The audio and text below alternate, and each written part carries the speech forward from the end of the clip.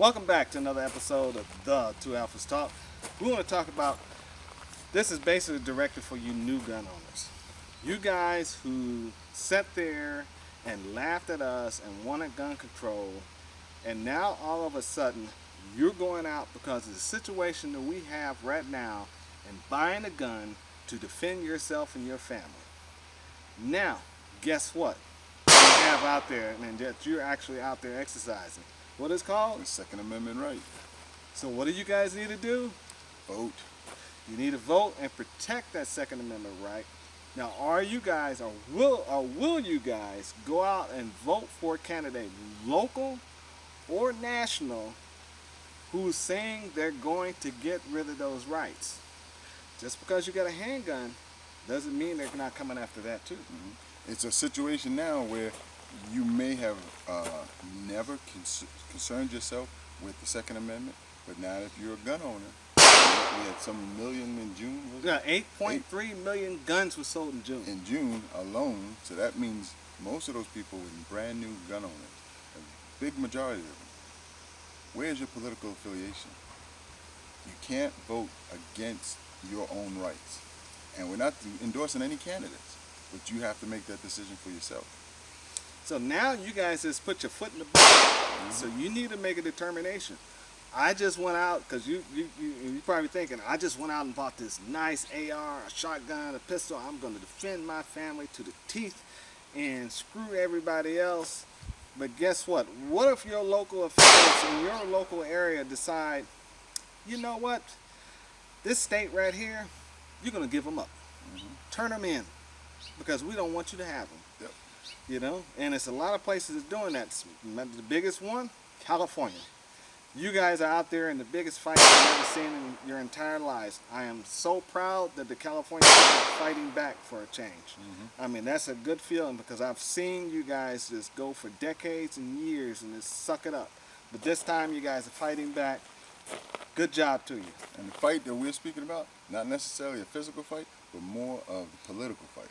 Being active, contacting your local representatives and encouraging them that if you want my vote, we need strong Second Amendment rights. And this thing when they say safe guns and bills and things like that, all of that means reduction in your ability to own a firearm. Right. And like Al just said, it's not, when we say fight, it's not get on the street and do something. It means get off your behind, stop being on Facebook, sending memes and all that stuff, and get yourself registered and prepare for the ballot box, mm-hmm. because it's coming. It is. You know, so you want to have those things to protect your family. You got to fight for it. Mm-hmm. Freedom is not just free. You have to continue to fight for it, and we see now more than anything that our freedoms are at stake. Mm-hmm. And you look at the national organizations that lobby for gun rights, and there's a lot of turmoil and people walking away from different ones and they're joining other ones. Research it. Figure out who and what ones that you want to be a participant of, and whether it's being a member and you actually pay or a donation or giving your own time. Go out and volunteer to promote gun rights. And when we say gun rights, many people say things where they just want it wide open. There's no restriction whatsoever. If that's what you want, then you should get out and actively participate in achieving that goal. Like, yeah, some people want, what is it? Reciprocity. Reciprocity. Then some people want, what is it? The NFA, the people want to buy machine guns and whatever it is that you want. You need to go out and fight for it. Mm-hmm. And if you don't get enough people to help you fight for it, well, maybe you don't need it to have it. Right, and it's a consensus. Right. If you don't find there's other people in your town or in your area that are willing to participate and help you, then drum up that spirit. Explain to people why you want that. Explain to people why you're being restricted in our rights to own firearms. You can look around now and hear a lot of political clamoring in reference to people who wear masks versus people who don't wear masks, and they're pitting us against one another. Mm-hmm. We're all in this together. Yep. If you're a gun owner right now, you're in the Second Amendment community.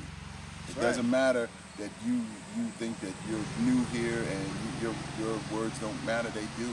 Yes, they do. And especially when it comes down to elections, donations, and just exercising your rights. Mm-hmm. I mean, if they have a Second Amendment rally in your town or your city, and if you Support own guns, you need to have your happy butt out there, because it doesn't matter your political affiliation at that point.